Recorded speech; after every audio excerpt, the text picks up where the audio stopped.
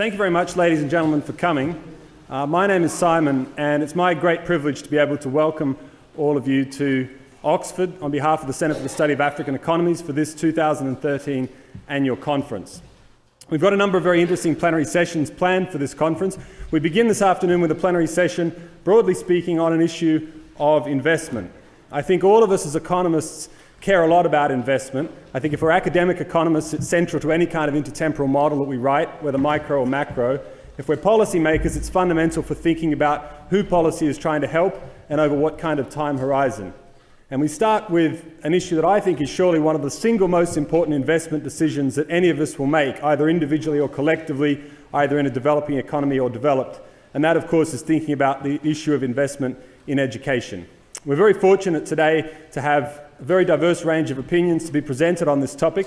Let me start by introducing our three panelists. Starting on the right, as it were, we have Francis Teal.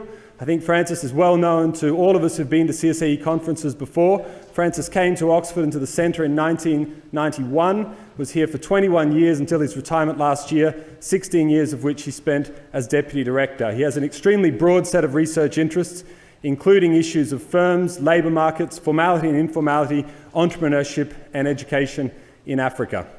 Francis, it's a privilege to be able to welcome you back, dare I say it, to yet another CSAE conference. In the middle we have Musa Blimpo, originally from Togo. Musa is an assistant professor at the University of Oklahoma's College of International Studies. Musa has done some very interesting work thinking about issues of educational quality, trust and social capital. His research is focused in West Africa, where he's worked on countries including Benin, Togo, Ghana, Mali, the Gambia and Senegal. He came to Oxford for the 2010 annual conference of the CSAE, and Musa, it's great to be able to have you back. Last but certainly not least, right next to me we have David Johnson. David is a reader in comparative and international education and a fellow of St Anthony's College here at Oxford. He has a very wide range of research interests on issues of educational quality. He's done research in Pakistan, Sri Lanka, Bangladesh, Bhutan, and research in Africa, including the Gambia, Kenya and Nigeria, to name but a few of the areas in which he's worked. It's a privilege to welcome these three gentlemen today. Let me tell you briefly how this is going to work. Each speaker is going to present for about 15 minutes, an absolute maximum of 20, and then we're going to throw this open to discussions and questions from the audience. So I invite you to try to think of questions as we go along. We're particularly interested in questions of a comparative nature that will try to draw out some of the issues or questions or controversies that have arisen during the panel session. We are streaming this live online. If you're watching online, you can submit a question on Twitter, the hashtag CSAE 2013, and I think if you're watching online, it's somewhere down there on your screen. With all of that said, it's my great privilege to introduce the first speaker for this afternoon's panel, ladies and gentlemen, Dr. David Johnson.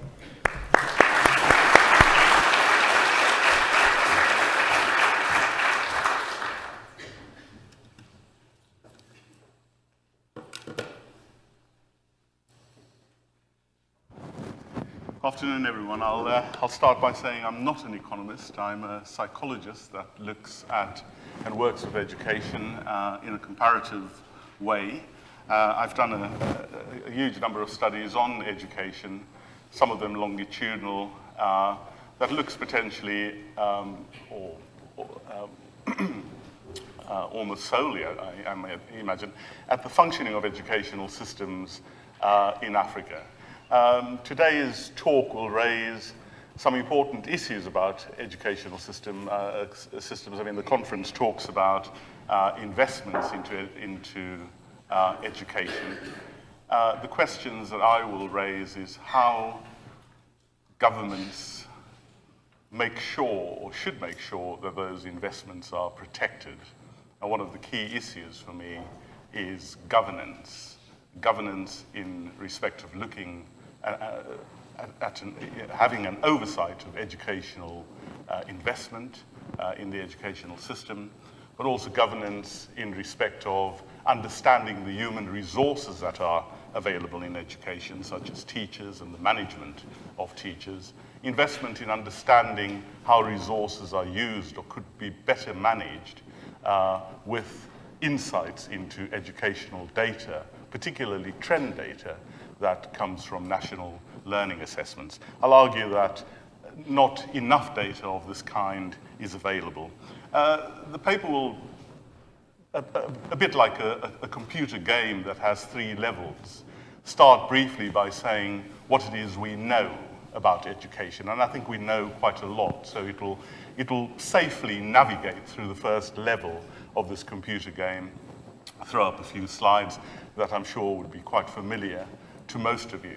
The second level of this game, as it were, is a bit more unfamiliar. It's more unfamiliar terrain, and I think we'll navigate this a little more slowly. And this unfamiliar territory is really to pick an argument with those who write in the familiar territory and who look at aspects of education such as the need for improved outcomes in education, in mathematics, in science, simply to begin to suggest that actually these are what I would call the old basics. And yes, there is a lot of economic data that shows the old basics are important for improved returns to income, private income, and social income. But it is really the new basics that we ought to look at. There's not a lot of research on the new basics, but the new basics is really what kind of education, what kind of meaning systems ought there to be available in African economies, not only for the certainties and rapid shifts in African economies of today, but the uncertainties of tomorrow. The third level of the game really is throwing down the gauntlet a little bit to those who are charged with oversight of the educational system to look potentially at these knowledges of human resource management of educational data, and so on. Now that seems like a huge task, which it is, and I only have 15 minutes in which to do it, so I'm going to zip through this in lightning speed. The first argument I think I've begun to make is that education and skills are important for both growth and inclusiveness in Africa. And there are few who would disagree that education and training promotes the social integration of young people and provides access to those from the most impoverished backgrounds into the labor market.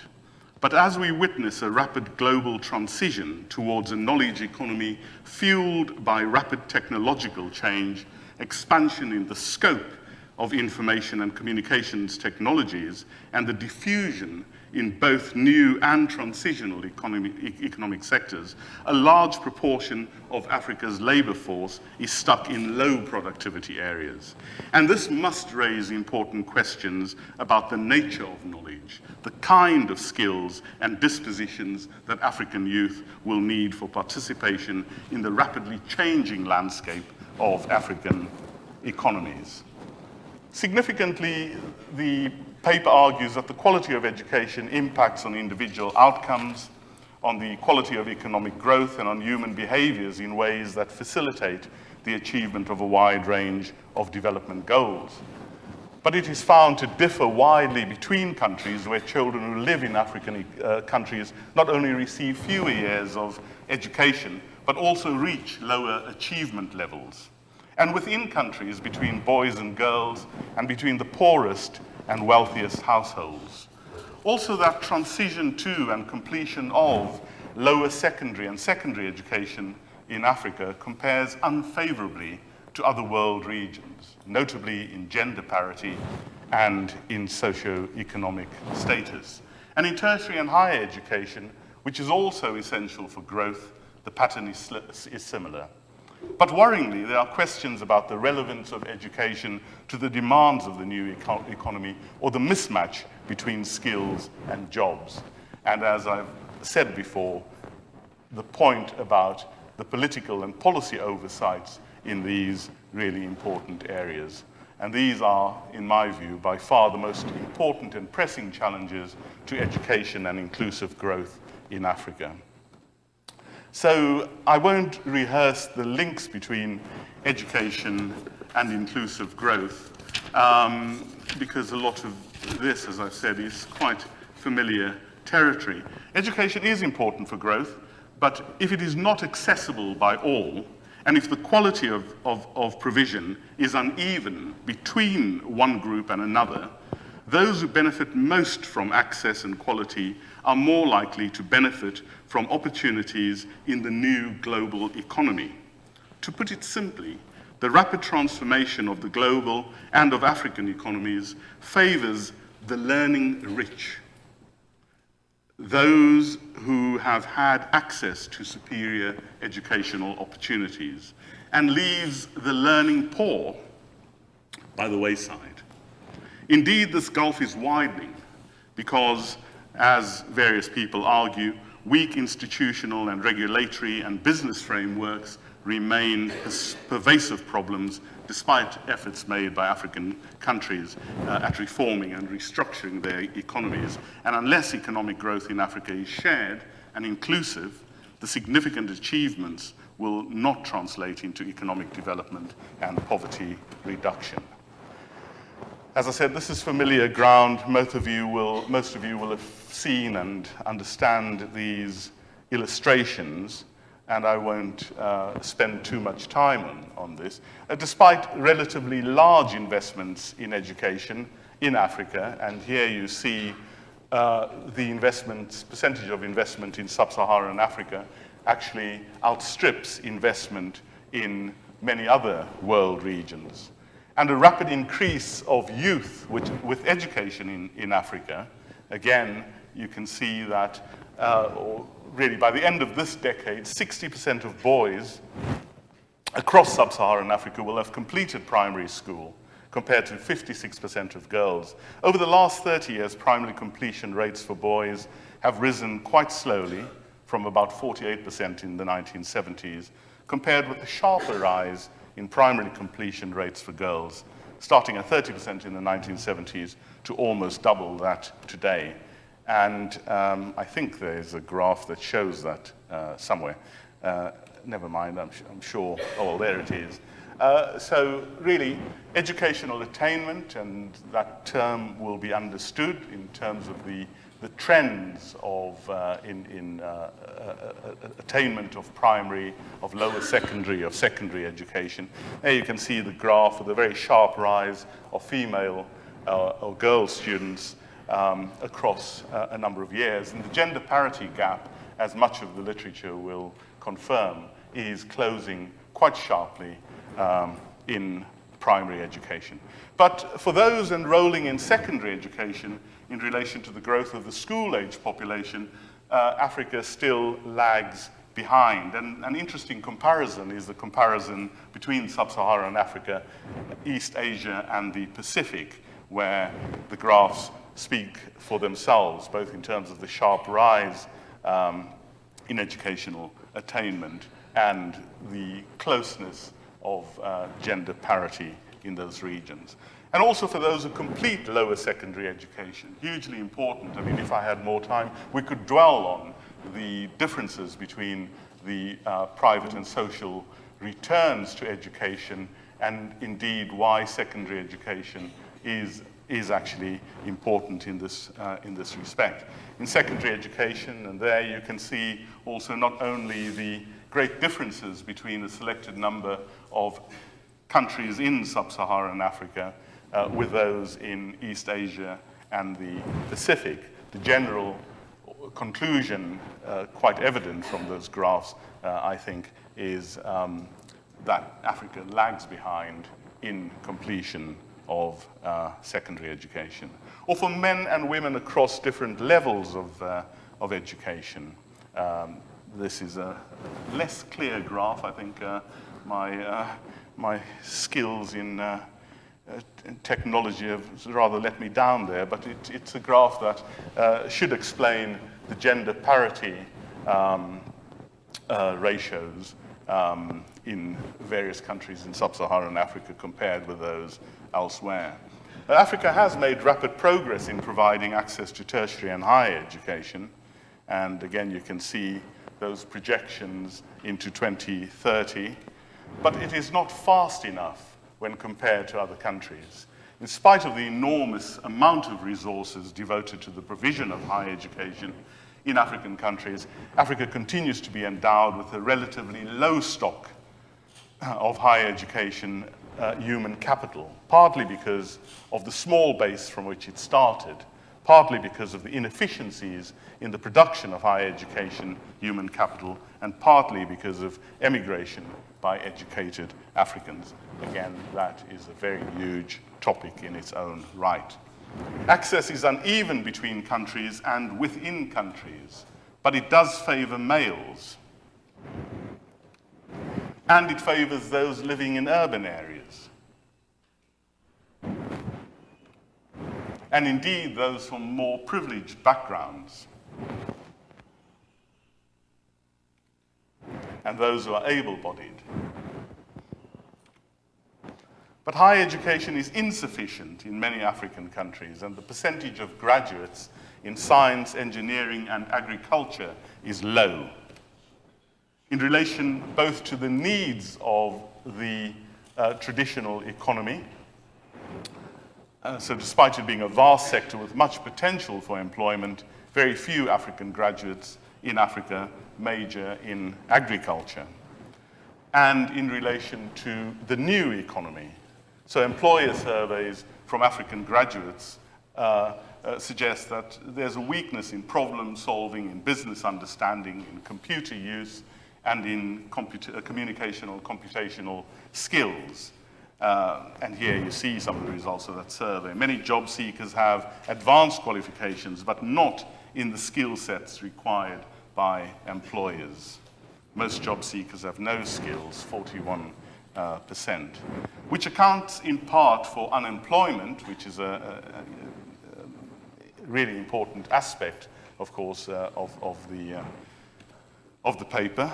And just to turn our attention a little bit away from attainment to achievement. Now, this is a very telling graph. This is the percentage of non-readers in Africa by the end of grade 2.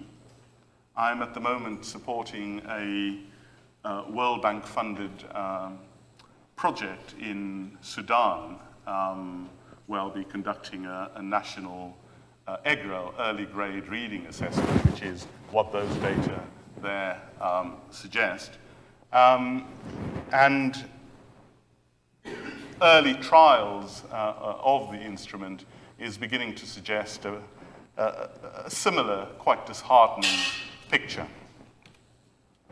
Or in the percentage of young women aged 20 to 24 who can read a simple sentence by grade attained in selected countries. And here you can see that it is not always the case that the longer one remains in school, the more one is able to read. I just see what my time is. About 5 minutes, that should be enough.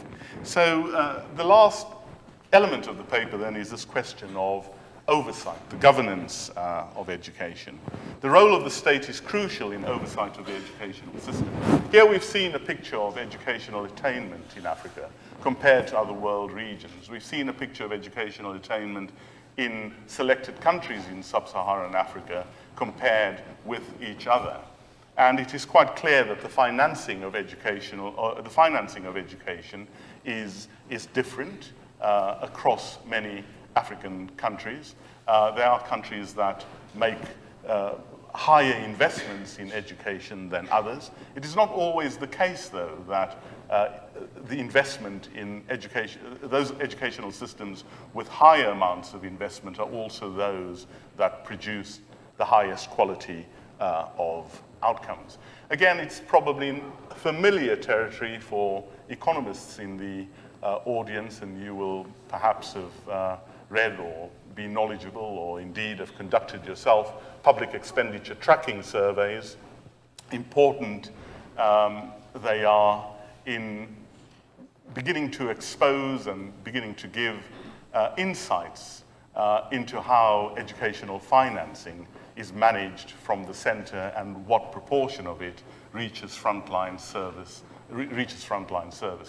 And you'll know of the remarkable PETs carried out in Uganda in the late 1970s, early 1980s, and when the government exposed just exactly what those data told us, there was an enormous, it provided an enormous role for advocacy and for oversight of financial management.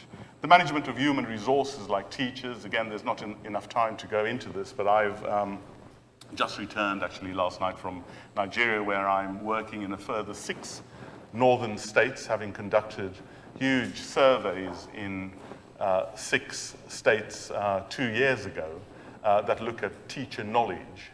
And these data have really important implications for how resources like teachers are managed, really important implications for service delivery and our understanding of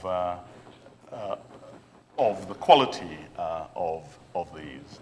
And again, I suppose, given the limits on time, the final point is the management of resources in relation to student learning outcomes. There are very few governments in Africa who do conduct national learning assessments, and those who do, again, it's a data question, those who do don't always translate or use those findings for policy dialogue or to look closely at how to use resources that are available to make improvements. And that is not because there is a lack of political will often to do so, simply that the politics of using educational data, either on teachers or on student outcomes or on finance, is hugely political in itself. There are so many different stakeholders, all who have an interest in the data and all who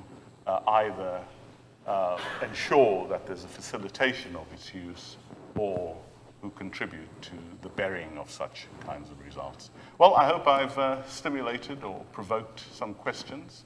I don't quite know how I would deal with it if they were twittered or tweeted, whatever the term is, but I'm sure somebody will help me in that. Many thanks for listening.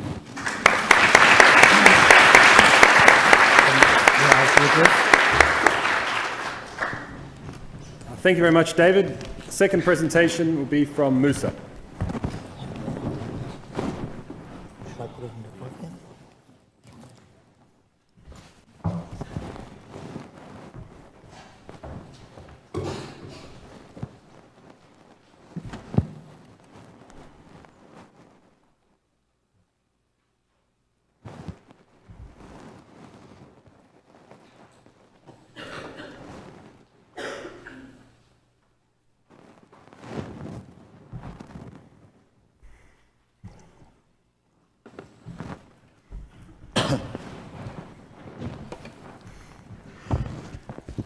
Well, thank you very much.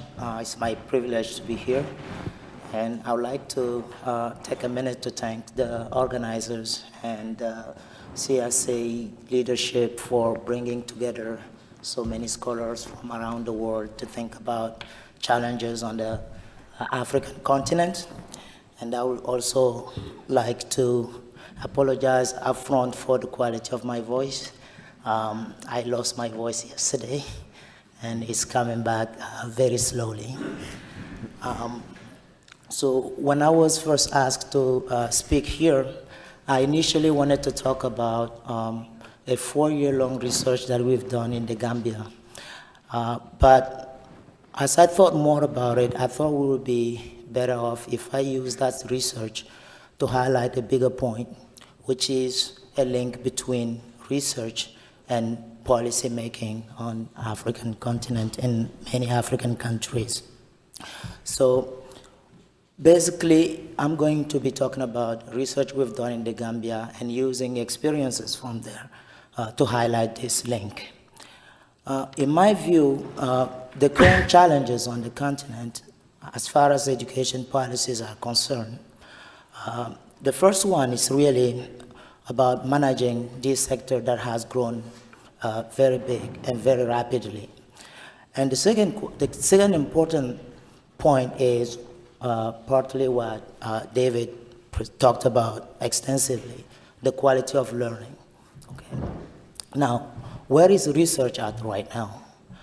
As far as research is concerned, we're doing research almost at the universal level. I believe that there's no enough link between the research that's being conducted and the constraints on the ground that could facilitate the link between those research and the policies.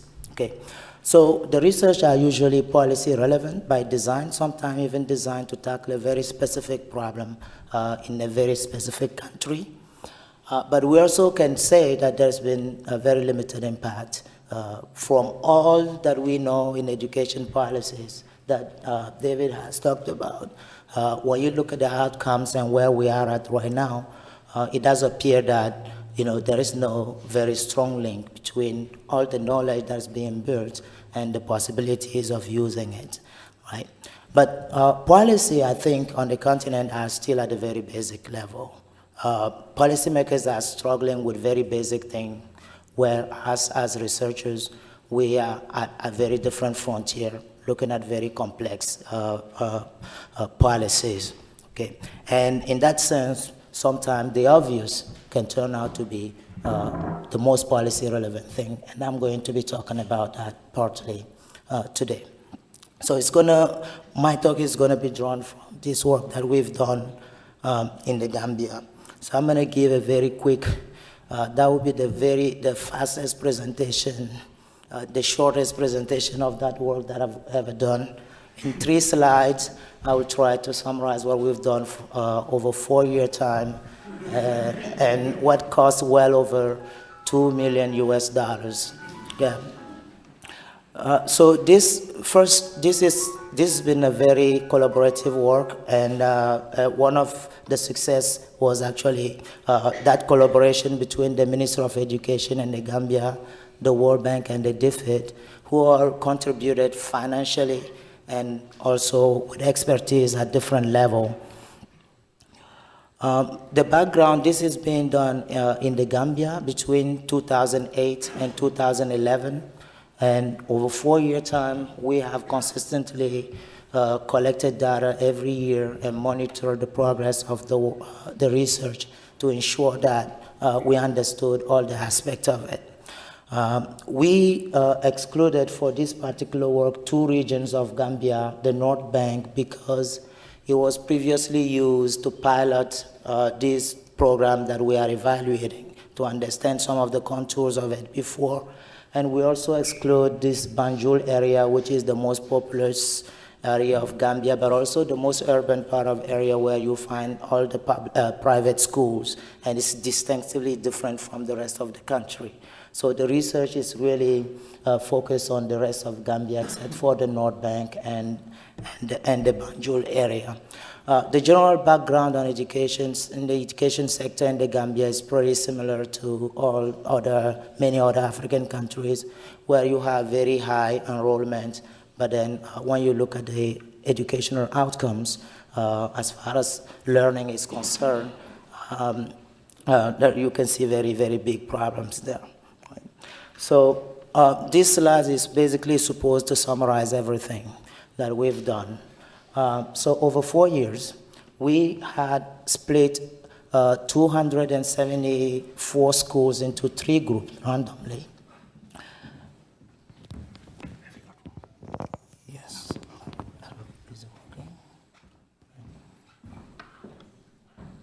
So we randomly assigned all the primary schools of Gambia into 3 different groups, and we had the main policy that we were trying to evaluate is this idea of decentralizing school management from the central government to the schools themselves at a very local level.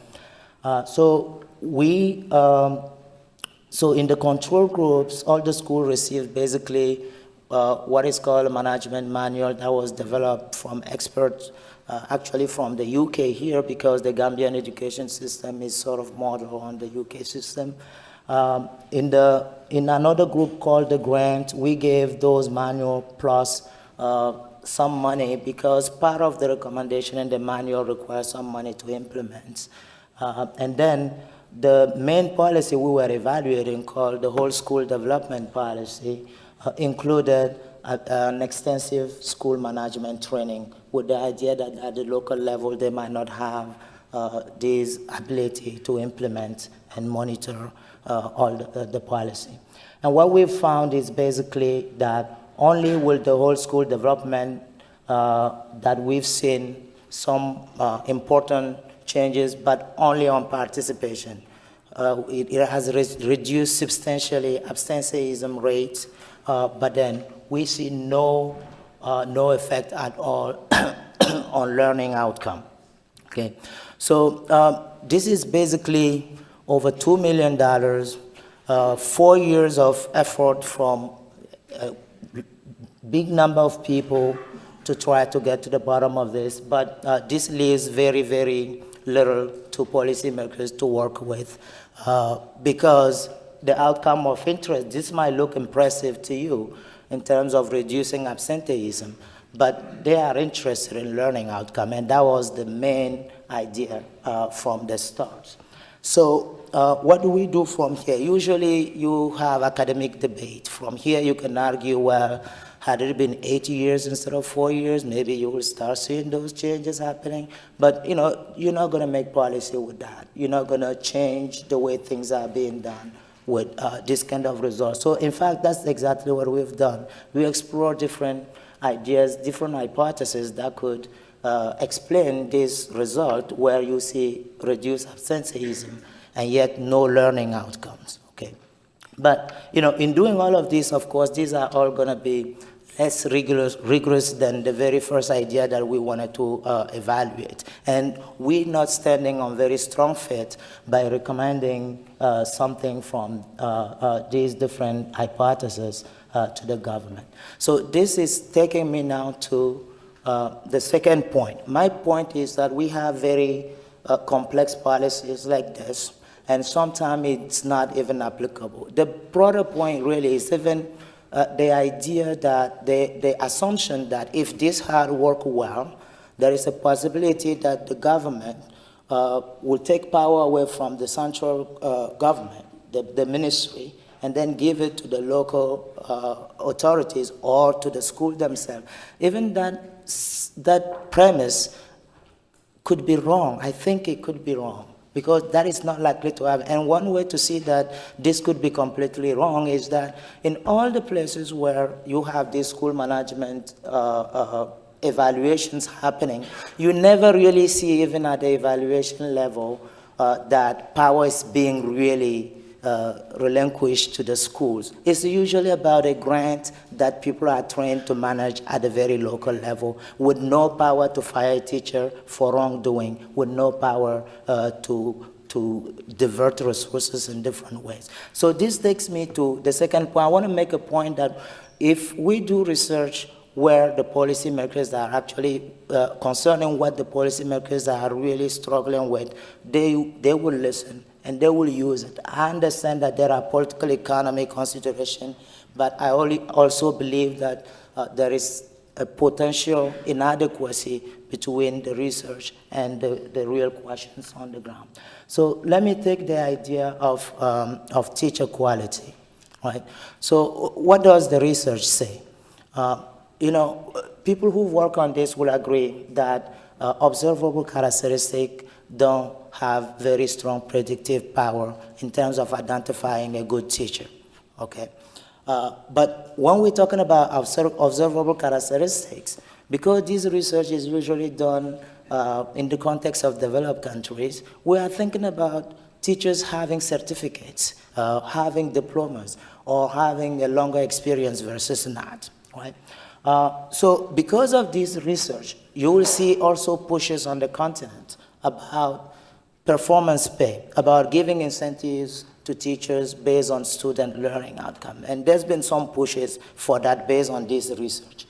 But when we're talking about teacher quality, in the Gambia, what does our experience in the Gambia tells us? I stayed in Gambia a full year during this project to make sure that we understood everything that was going on.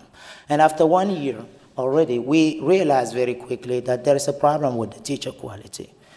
In our discussions with the ministry, we highlight the point that this might not even be about the qualification, whether they have the teacher trainings, the teacher qualification certificate or not. But this could have to be also the content knowledge itself.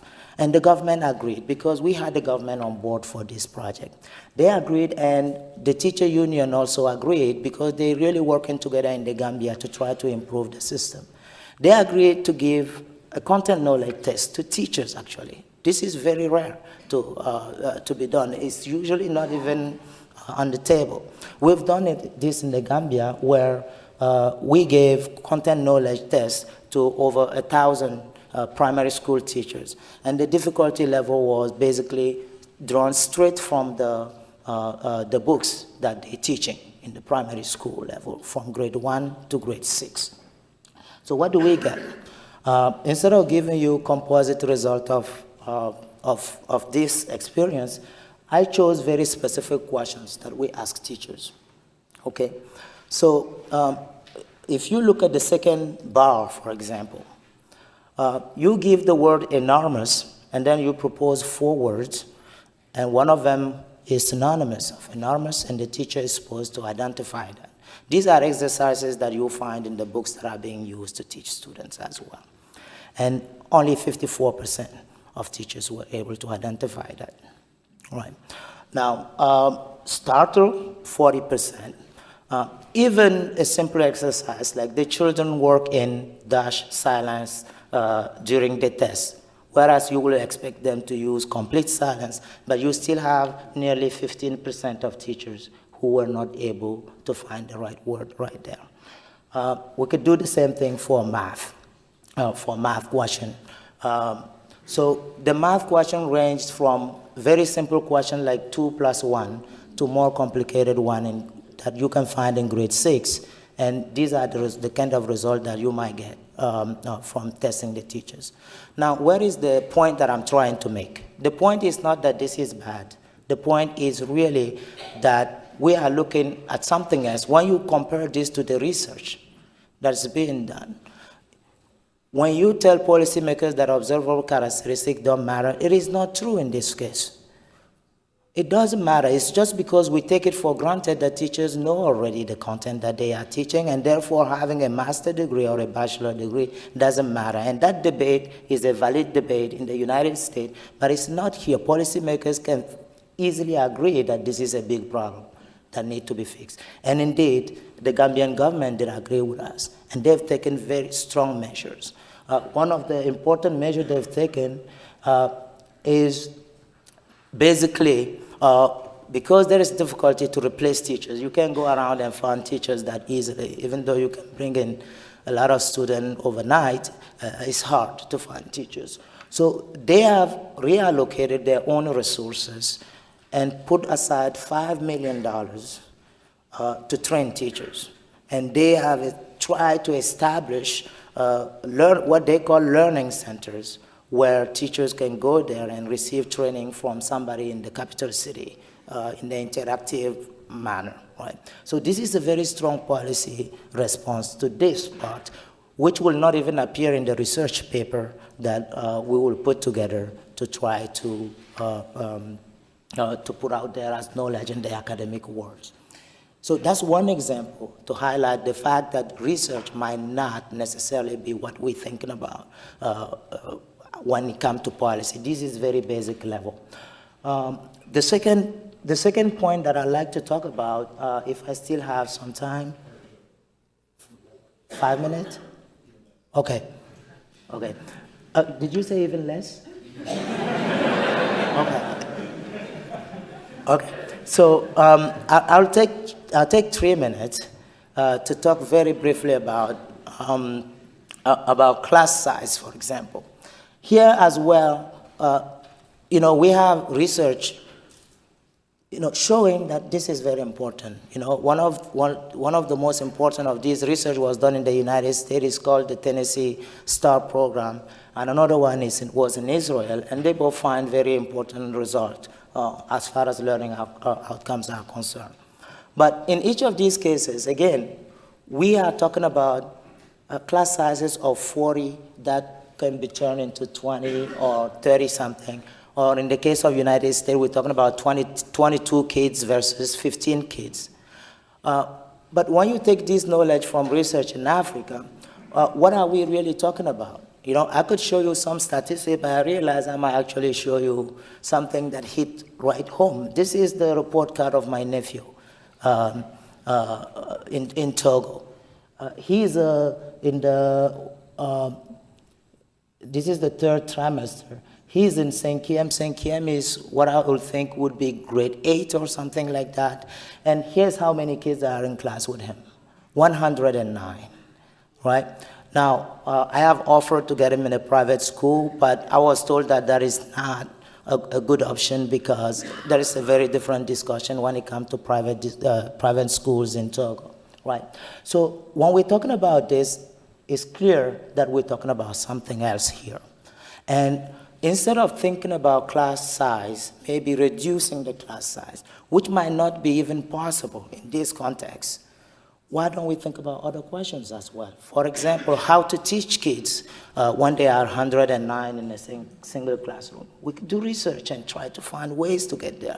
But because of the mainstream research have taught us that class size is very important, we always think about that. And what the Gambian government, for example, is doing to deal with these issues in the Gambia is to use a double shift system, where some kids come in the morning, others in the afternoon. And then they teach, the same teacher teach both. And these are some of the issues that I wanted us to reflect on today. Because of time constraint, I will wrap up and move to, well, that was the last slide as well, to highlight this problem that we need to get to the level of policymakers. The problem that they're dealing with are very basic ones. And sometimes, you know, the research is a little bit detached, but maybe more applicable to developed countries. When it comes to school-based management program, for example, it's a big debate in the United States about the charter schools. It's also been proven in some Scandinavian countries that more decentralization can be very successful in the education system. But overall, I think when it comes to the continent, we need to get back to the basics and try to get those right. And maybe later, you know, we can apply the mainstream research to policy in Africa. Thank you, and sorry for the time.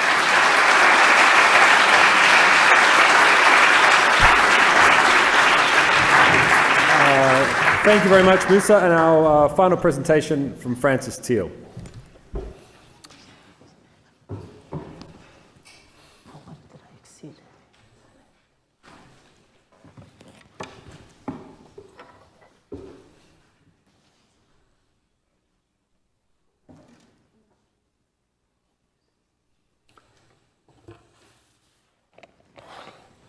Okay, so thank you very much for inviting me.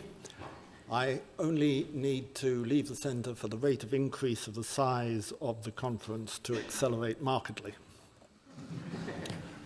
So as you will have noticed if you've seen the program, you were promised people much more qualified than I am to talk on this topic. So when I was asked to, I thought I would put to you a question that was put to me some time ago now. So this is a question that was on my MSc exam.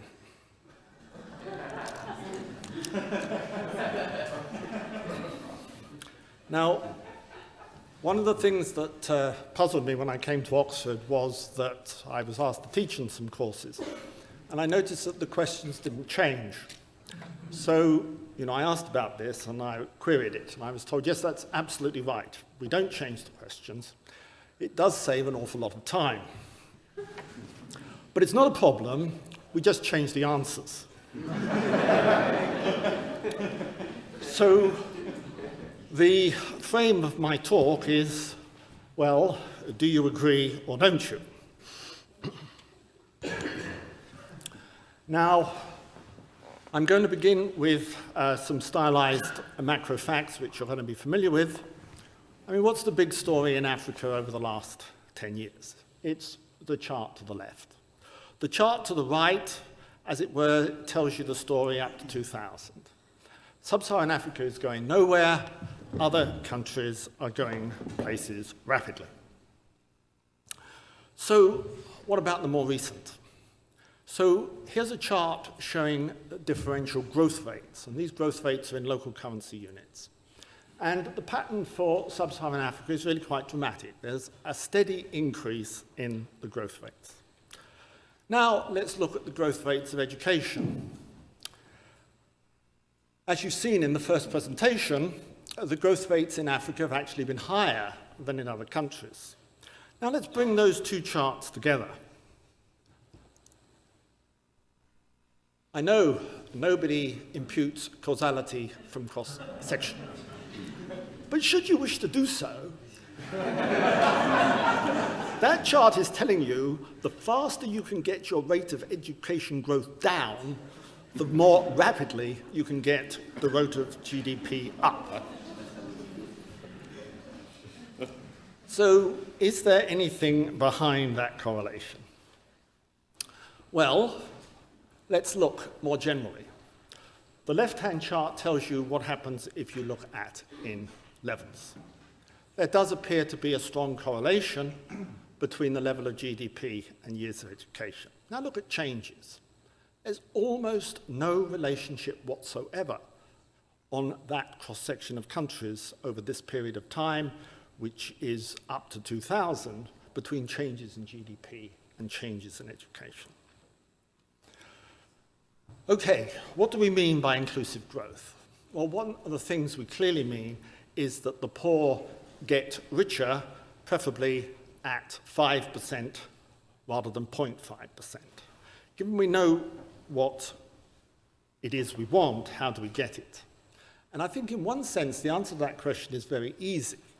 You need to increase the price of the assets of the poor. Now, the question is usually posed in terms of increasing the productivity of those assets. Indeed, that is sometimes implicitly how investing in education is seen as reducing poverty. Now that's a chart, there are no African countries in that chart. That's a chart of how log of hourly earnings links to years of education across about 26 countries. What's really striking about that chart is two things. One, it is strongly nonlinear. And the second, because that's the blue lines, is just how much heterogeneity there is in earnings for given levels of education. It just factually isn't true that education is a good predictor of your earnings. It's on average true that the more highly educated earn more, but within those levels of education, there are enormous differences, both across countries and within countries. And look where that is shallowest. It's shallowest where most of the educated people are in Africa. What does the African data look like? Well, there's the African data. It's taken from firm surveys. If anything, it's even more convex than you saw from that cross-country. So what's one possible answer to my exam question of a few years ago now? Well, it's the convexity of the earnings function. It's going to provide you with a powerful incentive to acquire higher education and give you almost no return at all for most of the people with levels of education. And convexity is going to explain why you see no strong link between changes in education and changes in income. And it's going to explain why people want tertiary education, because that's where the big payoffs to education are. So what's lacking? Where is inclusive growth going to come from? Well, inclusive growth needs to get up the relative price of the unskilled. And there's a chart about how it links to physical capital. Well, has Sub-Saharan Africa not been doing? It's not been matching its investment in human capital with a commensurate investment in physical capital. What's the consequence of that for jobs, where most of these educated people inevitably end up? That's comparative data across a range of countries showing you that wage employment is scarcely growing over that decade. However, obviously, if you're going to answer exam questions, it's got to be a bit of one and a bit of the other. What's the basis for the second half of that assertion? Well, it's the thought that it's the public sector that's absorbing the relatively educated labour in Africa. And that's not true anymore. This is data from Ghana, and we've got data from Tanzania which shows the same thing. Yes, it's true that as you acquire university education, you're much more likely to end up in the public sector. It's also true that given that you've got a university education, you're most likely to end up as self-employed. Is that the solution or that the problem? That's the question. Okay, so I want to allow some questions. So 2 possible answers to my exam question. Yes? Or no? And you get to choose.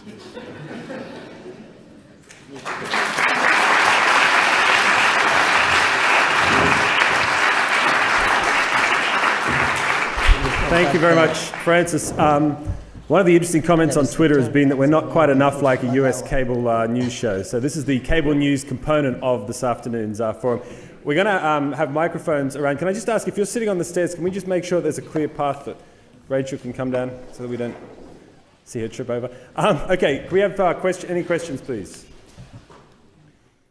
I'm going to start with one, and this has been suggested on Twitter. I think this is for David or Musa or both. If we're talking about problems within educational context that we don't see improvements in student grades, why not? I mean, I understand there's an argument that there's not enough teacher quality. Should we also worry about issues of incentives, as Francis is talking about, that even as a young student in a lot of sub-Saharan African context, the return on an effort in the classroom or an effort in terms of improving grades is just not enough to justify it as a kind of optimal response? I don't know if either of you want to think about that in terms of a sort of overlap between the broader issues of the return to education in the macroeconomy and the specific issues of what's happening in the classroom. Yeah, please. Well, I can talk a little bit. Sorry. Is it working? Yeah. Is it on? Yeah. I can talk a little bit about what is happening in classroom because that's more of my area. But again, you know, we in our work and also in many of the research that's being done around on the continent by the World Bank mostly, there are new tools that are being introduced, for example, to try to understand really what's going on in classroom, even when the teacher is there already. And there is one of these tools that's called the Stallings, where we have repeated snapshots of what is really happening every 1 to 3 minutes in the classroom and try to see whether there is something completely out of the place. And what we really see with this kind of measurement is that, you know, the teachers, a lot of time, again, it comes back to the qualification. There are issues beyond the content knowledge that I talked about, but the pedagogy is also a problem, really. And we've seen that real instructional time is very poor, and we've seen that consistently. And that could be one of the issues going on where you see less and less learning outcome. Great. Okay, let's thank you very much. Let's take some questions. First question is up the back. Hi there. One thing which I've been thinking, and it was very interesting when you spoke of the experience in the Gambia, where they found out that a lot of the teachers couldn't actually understand the test. So what they, and the curricula, sorry. So what they did was they tried to change the teachers. To what extent do you think it might be better to change the curricula and change the gap between what the teachers and the children can learn, because we've changed the population going into school tremendously over the last 10 years, but the curricula is still set up for a smaller group of people attending. So could you speak to that question, please? Yeah, and I should have said this. Can I just ask everyone to mention their name and where they're from, if that's right? So Paul Afton from DFID. Thank you very much. I think, David, you might want to take this one. So like Musa, I've done an enormous amount of work on, is it on? Yes? On teachers. But I don't think the answer, forgive me, Musa, I don't think the answer is in the way in which teachers are assessed. There's increasingly more and more studies, I find them very unethical, to be frank, that gives teachers the same tests as one does for children and compares the extent, it's called subject knowledge and so on. I think the problem runs deeper, and that also talks to the first question that was posed. So if one takes the question of teacher knowledge or pedagogical working knowledge more seriously, then one has to ask the question, as we did, whether teachers are able, for example, to read sufficiently well information-giving texts in order to prepare a lesson, let's say in social studies, for primary 4 kids the next day. The answer from Nigeria is absolutely no.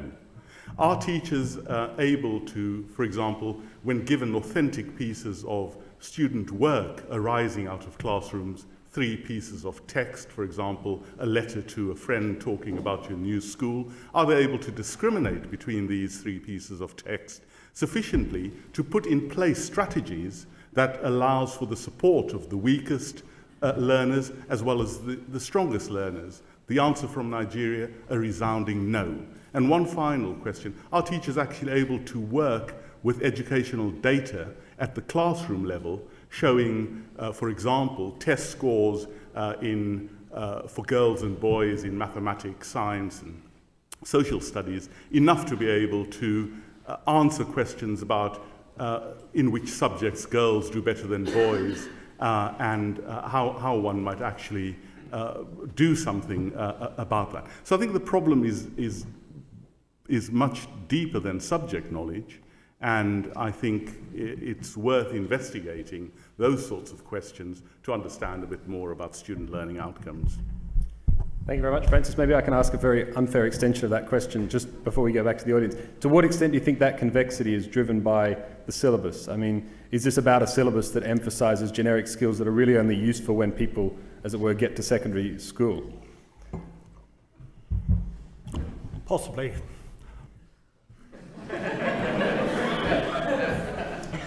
But nobody has mentioned the fact that we know that if you want to improve student outcomes in schools, that you get much better outcomes in private schools than you do in state-run schools. So the notion that somehow you don't know how to improve pupil achievement, I just don't think is true. Okay, thank you. Let's take a group of 3 questions if we can. The first question is going to be here, and then the second one will be Abu, and then we might take a third one back over this side. Thank you. Is that right? My name's Ashu Handa. I'm from the University of North Carolina.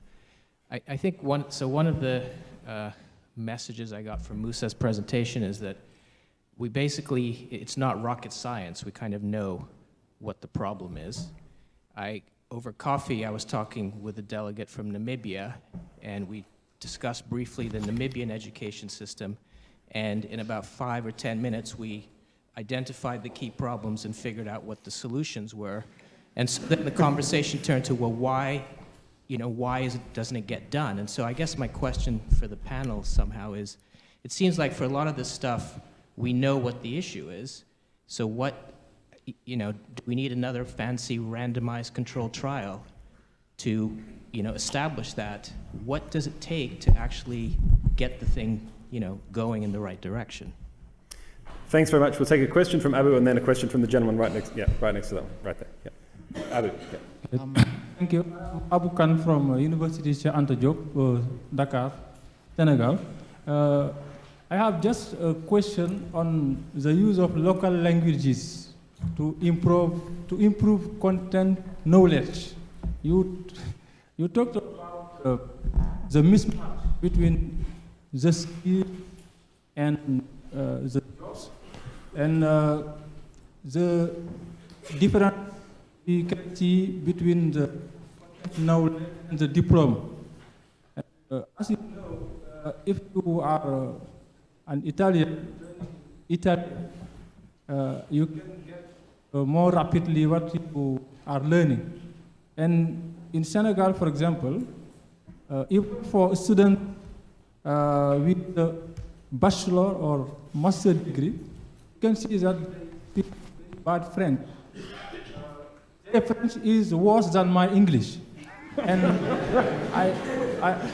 I think that it would be a good thing to teach in local languages to improve the content knowledge in all the educational system in Africa.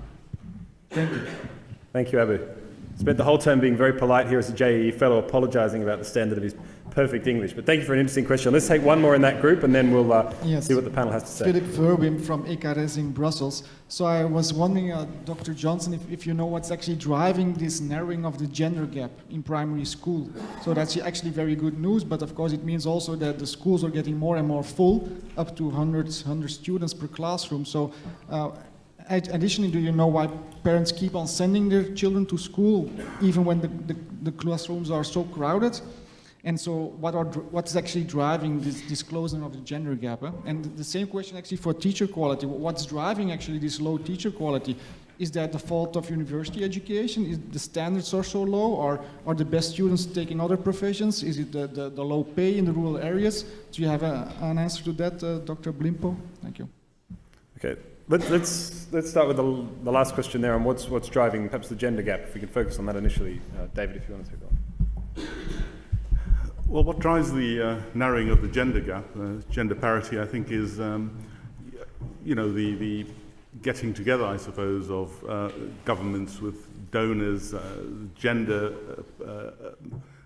gap was so large, of course, 10 years ago that it was a significant element of focus through the Millennium Development Goals, and I suppose it partly answers one of Francis's questions as well about GDP and educational growth. I think we've not looked at the impact of donor assistance, which has been considerable, and they have come often in the form of projects, and that money hasn't always been part and parcel of a country's budgets. So that has driven the rise of girls in schools. The question is whether that can be sustained, whether they can go on to secondary, and you're absolutely right that schools are getting more and more full. Anyway, I'll leave it at that. Francis, I wonder if I can put Abu's question to you. You talked about private schools, and in a lot of contexts, I guess, often we think of South Asia, private schools are very enthusiastic to teach in English. What would you say about local languages and the value of education? Should we encourage more local languages in schools or less? Well, my answer is going to be in terms of ensuring that there's some greater concordance between what the parents want for the kids and what schools deliver. And yes, I mean, it's almost certain that the parents want better language skills for their children, because that's a very valuable attribute to have. But to go to the question, we know the problem, and so why can't we solve it? Well, I mean, is it such a big puzzle? The public sector overwhelmingly controls schools. Schools are highly unionized. Are we really surprised that highly unionized public sector organizations perform poorly in Africa? And Mr. I was going to get you to come in on that same question about why we can't just get it done. I know you've done some work, Vicky, about sort of governance generally and community and social capital. Do you think that social capital or other kind of community engagement can be a solution to the kind of problem that Francis mentioned of unionized inflexible bureaucracies? He says at the University of Oxford. No, sorry, go on. Yeah. I don't think so. Many of the problems are actually new problems that are emerging due to the fact that the system is growing very fast, right? For me, why, if I would bet on why these things aren't happening, even though it does appear that we know the answer, I think there is still a merit to put the obvious out there. If I give you an example, the first time I read the paper by Michael Kramer on deworming in Kenya, I have a friend of mine who had worms when we were kids and all that.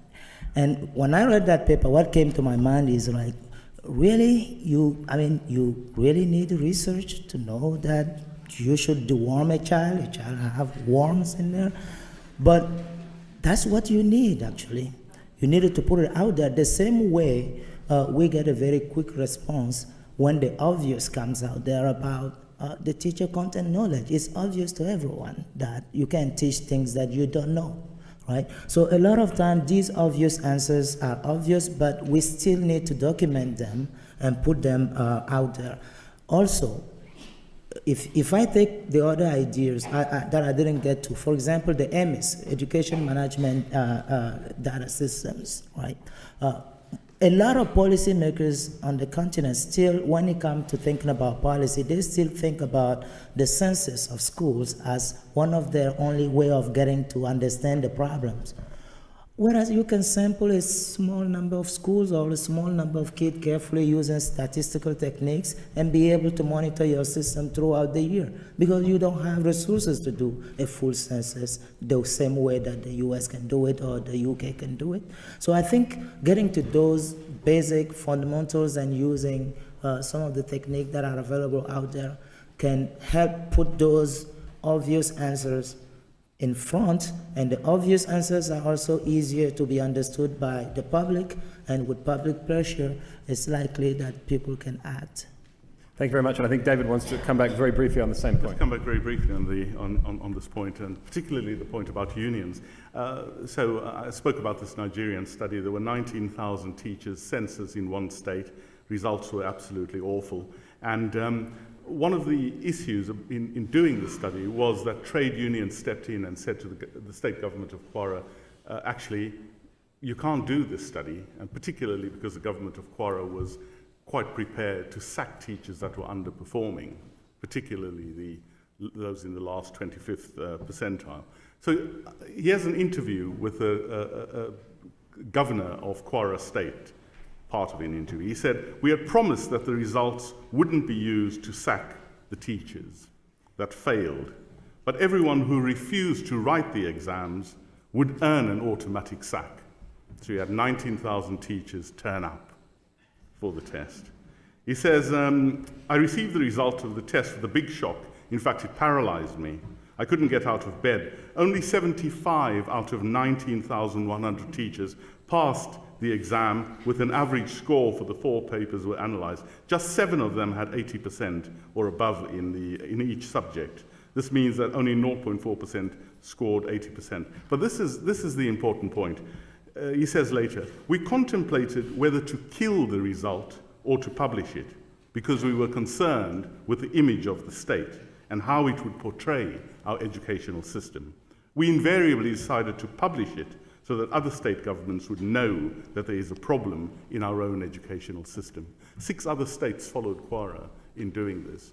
Only 2, in addition, have decided to publish their results. And that is the problem with policy. The politics, you have to deal with the unions on the one hand, you have to deal with politicians who are afraid of their own jobs, and so on. But you have brave people in systems, like in Kwara. But let's get some more questions. We have more questions from the audience. Okay, so we've got one from Abhishek and one in the middle. And just, yeah, if you can come over here, Lauren. And just before we do, I'll start with a question that's been suggested on Twitter, and it's actually something that, Francis, you touched on when you started to talk about parents. I mean, it seems that every time we see a paper on intra-household economics and developing economies, it's all about how we shouldn't think of a unitary model. But then when we talk about education, we tend to think about a decision maker that is somehow the parents and the children. And I'm wondering, for the panel generally, how do we divide these interests of parents and children, and how do we think about the role of parents if we're talking about the learning rich and the learning poor, and possibly intergenerational inequality in this regard? Let's add 2 more questions. The first one is Abhijit here.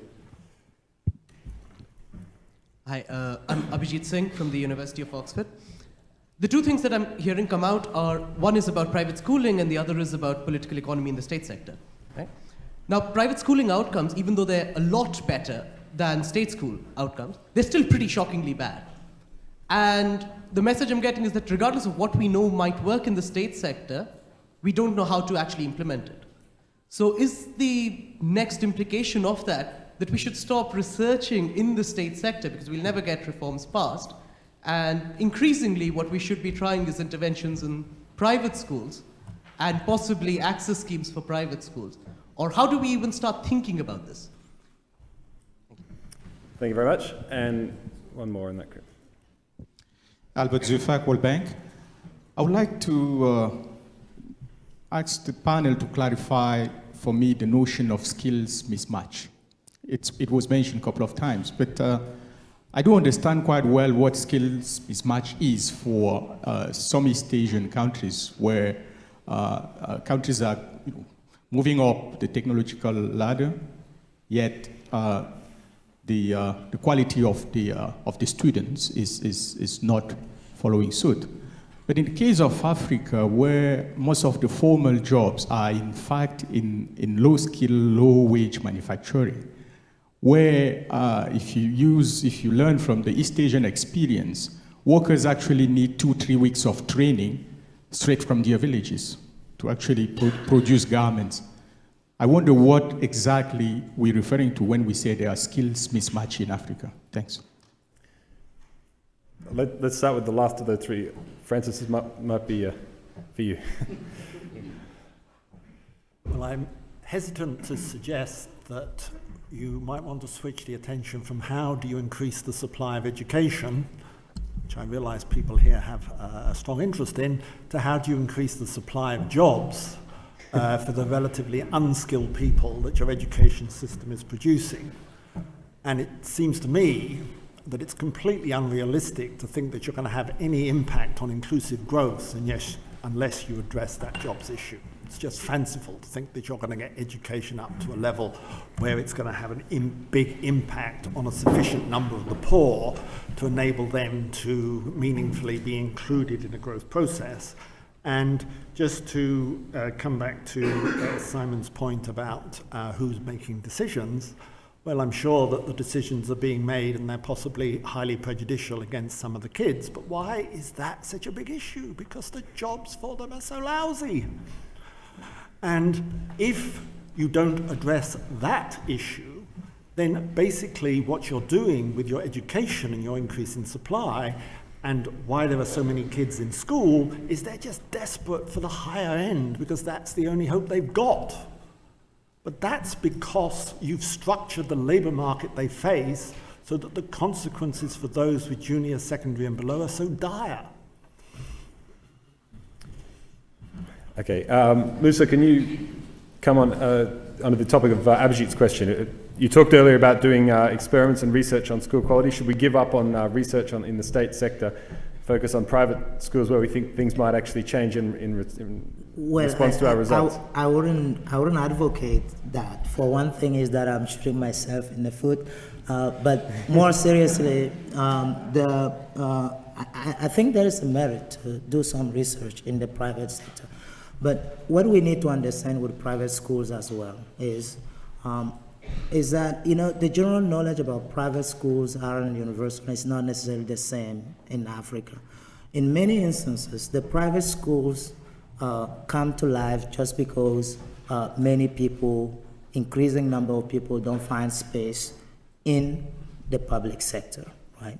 That is different than the sort of private school that would emerge because the public schools are bad and they're offering a better service for whoever want to pay more, right? So it is, like you rightly pointed out, it is clear that, in many instances, the outcome, even in the private school, are still extremely low. Now, I will agree with you that you might have less of the political economy issues if you're doing research with private school, but even there, it's not necessarily clear because these are businesses in many instances, and it's not necessarily clear that you will have more access and more openness in doing research in that area than the public sector. But there is certainly merit to try to improve that, and that it's probably more likely to achieve there than in the public sector. Thank you very much. And to finish that set, just to come back, David, on the issue that Francis touched on, the question we had suggested on Twitter, what role have you found for parents, and how important is parents in terms of thinking about educational success? Parents, 3 words, or maybe a bit more than 3 words, but it's flight, fight, or aggrieved complicity. I've just made this up. But for and the question about educational data or any kind of information that parents have is hugely important. For those parents who can afford to do so, and there's a lot of evidence of this now, low-cost private schooling in Lagos, low-cost private schooling in Pakistan, in India, and actually the results aren't much better than the public sector. They aren't. But for those who can afford to do so, and parents do read the situation and make choices, there's flight from the public sector into low-cost private schooling in particular. That is often the case, much worse than education. There are lots of reasons. Transitory teachers who have degrees, so they only stay for 1 year and then they go off to Barclays Bank or wherever the big jobs are, and so on. Or fight. Now, those people who can't afford it and do have access to data, and the evidence is much stronger in Latin America and South Asia than it is in Africa, where advocacy groups come in behind parents to say, actually, your children are failing because teachers are absent. Your children are failing because teachers don't come to school. Your children are failing because teachers don't have sufficient working knowledge. Stand up and fight. They do. And public sector schooling does improve when advocacy is made available. One of the important steps that a former federal minister of education made in Nigeria was to institute something she called CATI, the Community Accountability and Transparency Initiative. And that worked in ways to make information available to parents. And it persuaded parents, much like the Ugandan PETs did, to know and understand what is going on in school and to challenge it. And aggrieved complicity, should I say something about that? Well, aggrieved complicity really is for parents who don't have information, and this is a sad thing. They don't actually know. I mean, they know intuitively that schools are failing their children, but don't quite know what to do about it because they don't have the big brother in the corner, the advocate. They don't have information that is so important. Thank you very much. We got a bit more time for more questions. We got one up here, and this question over on this side, right up the back on the aisle, Laura. We'll start here. Thank you. Yes, hi. My name is Ali Barry from here, Oxford. And just to make a quick disclosure to Musa, I'm actually from Gambia. And quite familiar with your research, and I've actually lived through, because I went to school in Gambia and Sierra Leone. And with regards to the quality of teachers, I think that was quite rampant, because when I was in school, during the civil war in Sierra Leone, there was an influx of Sierra Leoneans into Gambia. And there were a lot of folks who ended up teaching just because they had bachelor's degrees. And quite frankly, some of them were actually at the marketplace selling. And then before you know it, about a year later, they're in classrooms teaching. But they had no formal teachers training. Just because they have an undergraduate degree doesn't necessarily qualify you as a teacher. Also, what was happening is that in terms of, let's see here, I took some notes trying to get this here. In terms of the class size, I remember being in class with about 50, 60 students. I mean, how do you get attention from your teachers? It's so, I'm not sure, but when I went to college, I started studying public health. And soon I realized that we didn't have enough lecturers. And that was actually when I left and went to the US to finish my undergrad, and currently here in grad school. But eventually I want to go back home to help teach because, again, I think there's some way that I can contribute towards national development. And I'm actually planning on doing some teaching assistant over the summer at the college.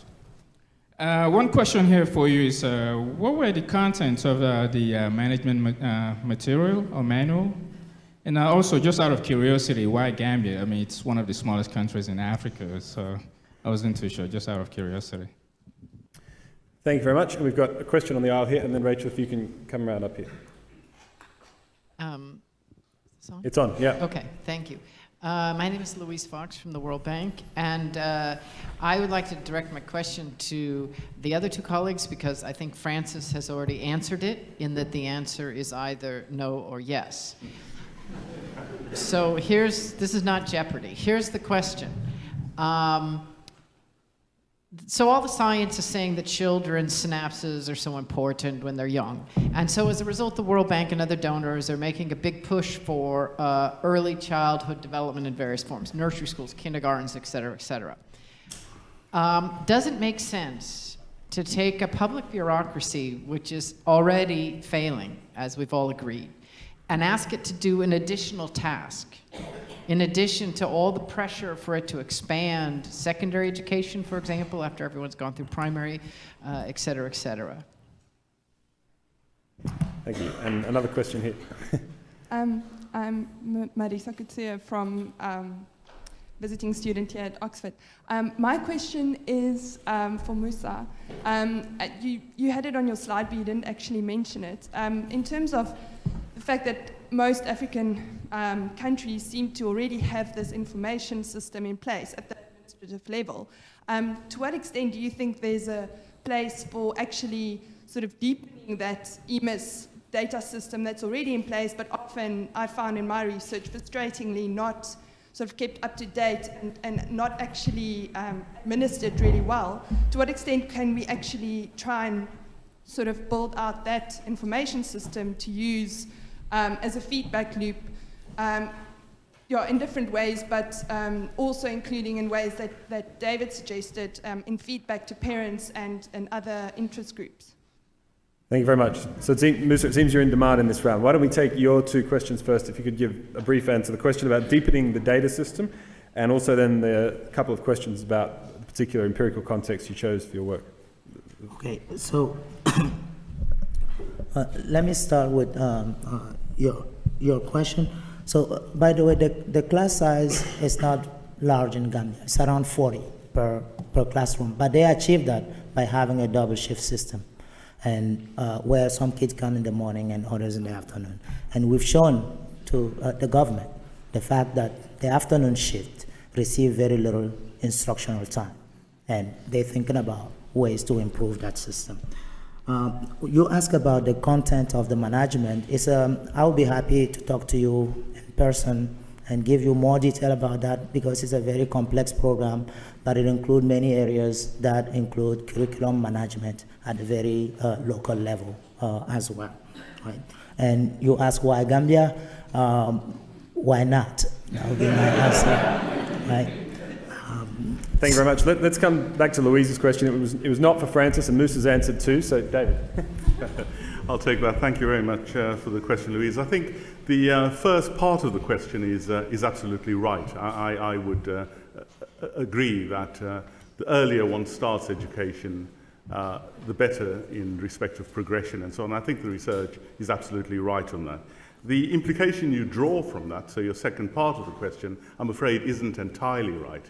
As I understand it, and indeed the way it should be, is really not to ask bureaucracies that can't cope with the cycles of education that they are charged to cope with, but most of the policy dialogue and options around this question is to bring on board public-private partnerships.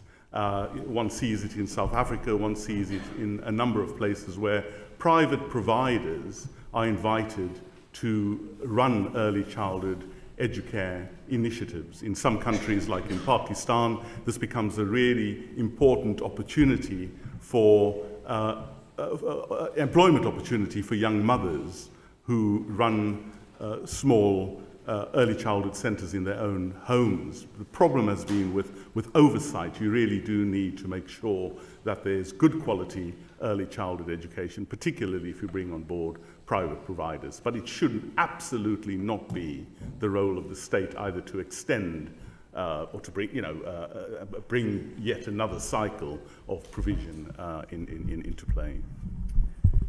Thank you very much. Unfortunately, we're almost out of time. I'd like to wrap up just by asking one sort of big picture question for the whole panel. If I had one big research program, and only one, that I could fund in this kind of area, what should it be? I mean, each of you have come from very different kind of perspectives today.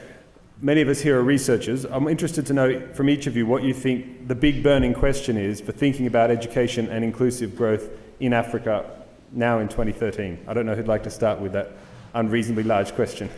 Not allowed to volunteer to be PI on the project, but I'm interested in the question. Me, please, so if there's any money, get your wallets out. So the big question for me is, how do we research what it is that children do know?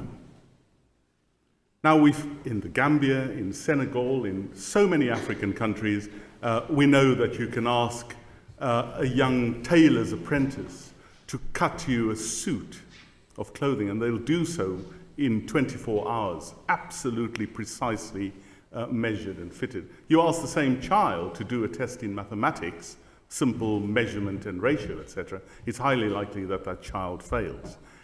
So there's a big problem here, and I think the problem we have to take responsibility as researchers for this problem.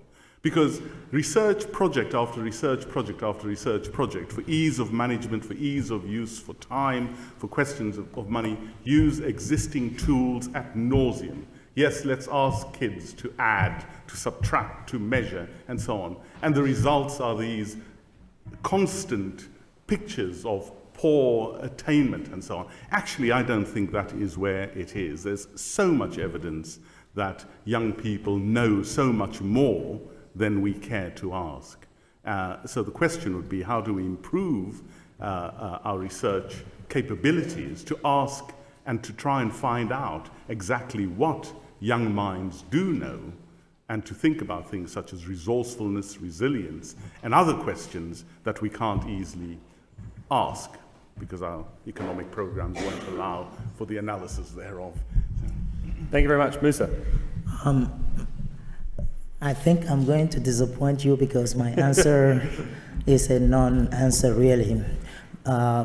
You know, if you have big money for a big research project, I would advise you not to waste it on research. I